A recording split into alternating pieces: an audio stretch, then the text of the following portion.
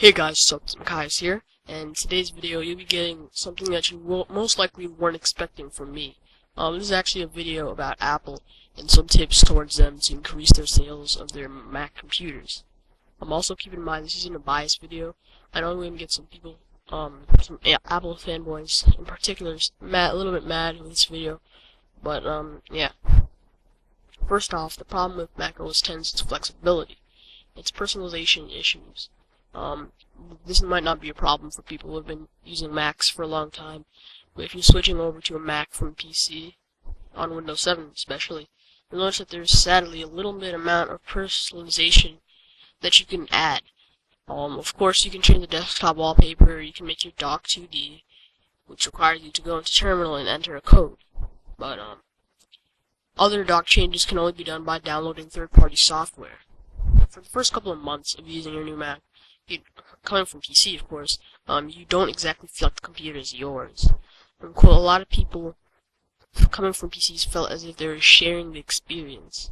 Like the computer wasn't exactly theirs. They're just telling it what to do, but it wasn't. They felt like it wasn't really theirs. But with Windows 7, XP, and Vista, there's tons of themes available for download. Take the Zoom theme for instance. That was really popular for XP and Vista. Second off, marketing. Average consumer isn't most likely going to be as tech savvy as us, and majority of adults, when they think of computers, they think of PCs. Some don't even know what Macs are, sadly. Apple needs to adjust their marketing technique by showing what the computer can do. For example, the beautiful operating system, or amazing applications, stable systems. In the few Apple commercials that air, all I ever see is Mac versus PC commercials. In their commercial, they need to get straight away. First off, they need to introduce their operating system and their computers. They need to explain the features and why they think their computers are worth buying over other computers. Bashing another company isn't going to keep your sales up. It's the truth, Steve Jobs. Third off, the average consumer in the market for a new computer isn't going to want to hunt and search for all these rumors about whether, for example, a new MacBook Pro is coming out. In fact, many actually don't find out until it's too late. But for example, the MacBook Pros are rumored to be updated anytime this month. But most people don't know about this. Someone could buy a MacBook Pro today and find out it gets updated about a week later and get mad about their purchase. Most people can't afford buying a new Mac every 9 months after it gets updated. Of course, you can stay with your old MacBook, but you'll still feel a bit outdated. With PCs, the only thing that gets updated is the operating system, so there's none of that rumor hunting you have to do with Macs. And also, when a Mac gets updated, make a commercial about it. Whenever something gets updated, Apple puts it on their homepage for everybody to see. Do that in commercials too, like broadcast the new iMac, and with all their little pictures that they put on the front of their homepage on Apple's site. Put that in commercials, and you'll get more people to, see and, buy. Fourth off, one of the huge factors that's hurting the sales for Apple is their price.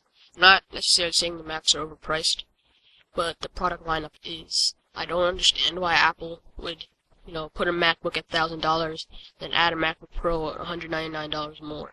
I mean, if someone is in the market for a $1,000 laptop, I think they can put in the extra $199 for a better laptop.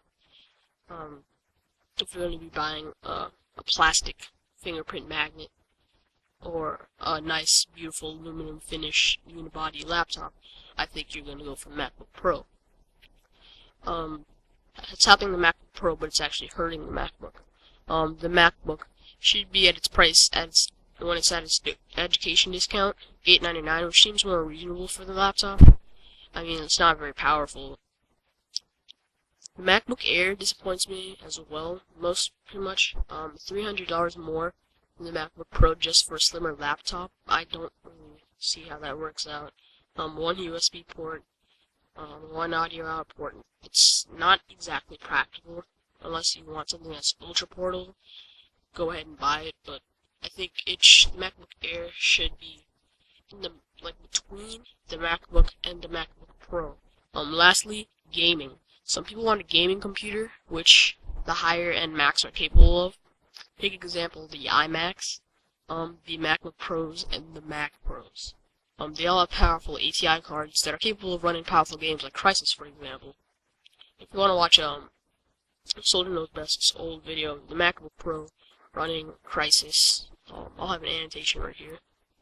And with Steam coming to Mac this month, April 2010, Apple's going to need to bump up the processors and the graphic cards for the Macs to run these games well.